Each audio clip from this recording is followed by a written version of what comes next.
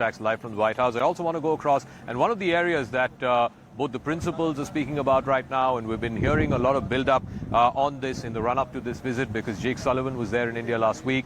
Critical emerging technologies, and who better to speak to about this than John Chambers, longtime CEO of Cisco. He's now Chairman Emeritus of Cisco. Thank you very much, Mr. Chambers, for speaking with us.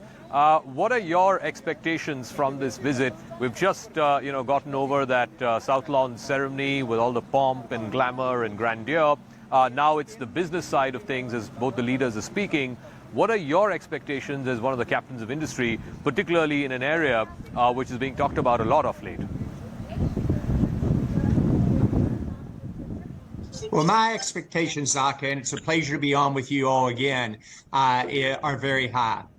If you watch, I've been the biggest positive optimist about India, about the strategic relationship between the U.S. and India being the most important in the world, that India would be the role model for a digital IT-driven economy, and that together the U.S. and India can literally do innovation in a way that will benefit every citizen in each of our countries. Prime Minister Modi is among the very top leaders of the world, if not the top, in my opinion, in terms of the skill set, unique capabilities of vision and strategy, and ability to get results across his country on a social and an economic basis. And he knows how to form lasting relationships in a very unique way. But he's driving a digital India, much like the U.S. needs to drive a digital U.S. And the strategic partnership between the U.S. and India, when I said it 5 years ago, would be the most important in the world. Now people are realizing how key it is. Tremendous progress, a long ways to go, but very optimistic about this just being another major step in the relationship between our two countries. Critical infrastructure, AI, semiconductors, etc. We are natural allies. You watch what Apple, GE, other companies are doing, Boeing in India. You can see our relationship coming together in a way that benefits all citizens in both countries.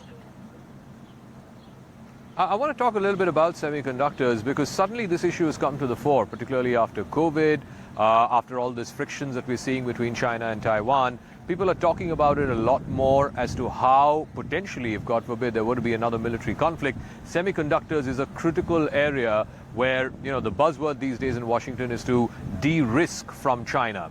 Do you believe India, given its large demographic, its electronics base, will be able to, if not replace China, but at least take away some of those supply chains away from China in this critical emerging technology? Well, in reverse order of what you said, I think a China plus one strategy is a must. For critical infrastructure, you have to have it with allies that you trust, and you know that the components you're getting are very, very clean in terms of the technology, that there aren't any issues with that. Predictability of the supply chain is also there. I believe the U.S. semiconductor industry has to move more and more to the U.S. and more to our key allies. India is a natural beneficiary of this. If you watch the changes that Prime Minister Modi has made over the last 10 years, it's amazing how far that country's come in 10 years, further than any other country in the world. It's going to be the #1 growing economy for the next decade. Standard of living for all of its citizens going up dramatically. So what you are seeing is changes that I think are very appropriate. And if you watch the semiconductor industry, I think you'll watch India's government build out a supply chain, much like Apple signed up for the other day, in terms of opportunities together. We talked about semiconductors and how the criticality of this technology. If you could sort of walk our viewers through in layman terms as to why transferring this technology is so difficult and has become so hard, and it's suddenly come to the fore that 90% of the world's semiconductors are made in one country and a large part of it is made by one company. What explains why other countries, US, India, the rest of the Western world, are not as much invested in the manufacture of semiconductors as Taiwan is? Well, I think the key issue that you're talking about is trust, predictability of supply chain, and knowing that the components you get are security free of any challenges. I think the changes on logistics that India has made position their country well to be able to do this. I think they will be the logical beneficiary of the changes as many companies, especially American and Western Europe companies, move their manufacturing and supply chains away from just a dependency on China. I think what you are seeing is the ability for America and India to work together on critical technology and new technologies such as artificial intelligence. And as Prime Minister Modi said the other day, AI stands for America and India in many ways in innovation. So I think the codependence of our two countries together for the benefit of technology leadership for the next 2 decades is key here. I think leadership in both countries clearly understands the opportunity, and that's why I think you're seeing these events today occur with a host of announcements, whether it's the immigration visa, whether it's the issue on sale of jet engines and manufacturing of jet engines, whether it's Apple's commitment to India, et cetera. So an exciting day. All right. Thank you very much for that, Mr. Chambers. I'm now joined by one of your colleagues at the US-India Strategic Partnership Forum. Mukesh Aghi is the president of the USIPF. Thank you very much for speaking with us, Mr. Aghi. You've seen, I'm sure, the pomp and grandeur and the ceremony that we saw at the South Lawns of the White House, where the Prime Minister was greeted. There were 5,000 Indian Americans chanting Modi, Modi. And of course, it was a surreal experience, even for a reporter like me. Now that that is over, the grandeur and the pomp is over, the substantive part is happening right now in the Oval Office and in the West Wing. What are your expectations from the substance of this visit? Because ultimately, that's how it's going to be judged. So I think you have to look at what outcomes of today and then long term.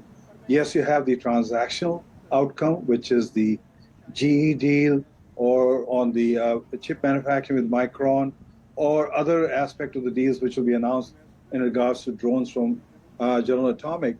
But I think when you look at long term, the 3 factors which are driving this relationship, and that's going to define the agenda. First, I see is that India has moved on from a non-aligned focus to aligned focus. When I say aligned focus, it is aligning its interest with countries where they are compatible itself. So in the case of US, I would say there are 3 forces which are driving this. One is the geopolitics, and it's not just geopolitics of China rise and its assertive behavior, but also trying to de-risk supply chain from China. As a geopolitically, India plays a pivotal role there. The second factor, when you have these alignments happening, is the chemistry between President Biden and Prime Minister Modi. We had President Obama, there was a relationship. Then we have President Trump, which was more of a transactional relationship. But I think this is much more substantive. They are working together to drive a clearly focused agenda. And what works in their favor is the economic rise of India. Economic prosperity of India is good for America and American companies. And a military strong India is good for regional stability. So if you look at those 2 principles which are driving, and the final thing which I see is the Indian American diaspora here. They are the most affluent minority group, the most educated minority group, involved in the civic sense, in the congressional election, local election, and also there's an appointment of roughly around 150 plus Indian Americans in the Biden administration. So all these forces are aligned, and what we see a long-term relationship which will be based on mutual trust, based on mutual values, but more important, based on mutual win-win itself. Okay. I also want to, one of the phrases that we've been hearing for a long time, for the last 20 years or so, is about the potential of this partnership and how the potential of this partnership can redefine everything. From geopolitics to geoeconomics. But when you talk about the potential of this partnership, I think we also need to acknowledge the limits of this partnership. India is never going to be a military ally of the United States. Even, you look at the Russia-Ukraine war, India has taken a very different stand from the United States.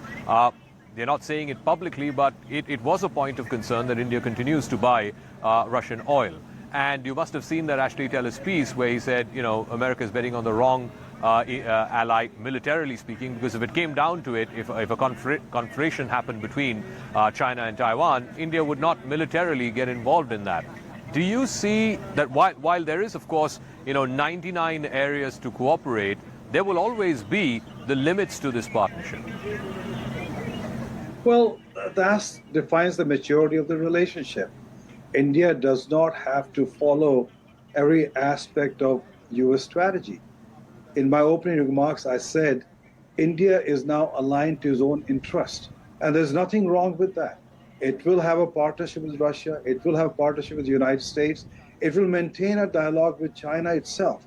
So I think what we are seeing is India, which used to be focused on the moral values, has come down to focusing on its interest, which is going to raise the quality of life of citizens, which is going to grow the economy itself, and which is going to make it more self-sufficient.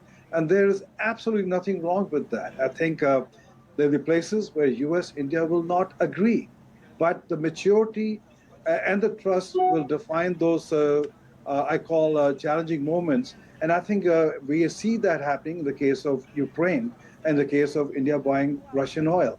There is not much. Yes, there was some kind of hesitation here, concern here, but I think everybody's accepted India's position and things move on normally.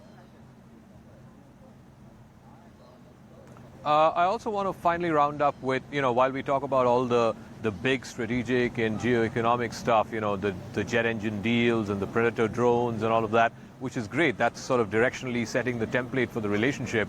As an Indian American, I mean, you have seen firsthand the kind of woes that plague the community, whether it's the H-1B visa issue, whether it is, greater access to consular services. Do you see, the diplomatic sort of fraternity, the government sort of trying to keep pace with that curve to the rising demand of Indians wanting to come to the U.S., whether it's to work or study, and vice versa, Americans being interested in India and wanting to go to India and live and work in India? So I think one is on the consular services. I think there is an announcement coming where India will open one more consulate in the U.S. and the U.S. will open another consulate in India. They will add more resources. So you will see easing of the visa itself. I think the bigger issue is the immigration reforms in the U.S. Indians are on a quota system for green card. That means the wait time is 10 to 12 years. And I think that's not acceptable. So we are working with the Congress to see what can be done to expedite that process itself. Because we would like to see more Indian students coming to the U.S. We would like to see more Indian students getting engaged in the economy, be able to be a tax-paying citizen day one itself. And I think we have to work hard on attracting U.S. students into India also. We are seeing a momentum, but the disparity is very high. We get approximately 4,000 students coming to India from the U.S., while we have 232,000 students coming to the U.S. itself. I think that disparity has to be worked on, and we have a lot of work to do in that area. All right, Mukesh Aghi, I guess I'll see you later this afternoon at the joint session of the U.S. Congress. But it's been quite phenomenal what we've seen, not just what we saw this morning at the South Lawns of the White House. Like I said, sometimes reporters, journalists, we tend to be very dispassionate about the story that we're covering.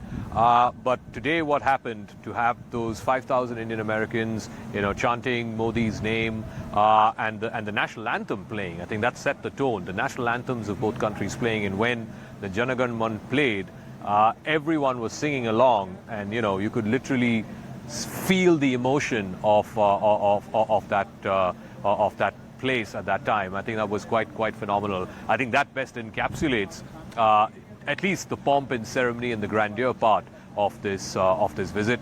If you'd been tuned in to this special edition of Brass Tacks live from this east side of the White House, thank you very much from camera person Ravinder Kumar and myself. We're signing off for now, but we've got a packed day ahead. There is the U.S. Congress address later this afternoon, and of course, in the night, the pomp and ceremony will continue with the state banquet. Thank you for tuning in.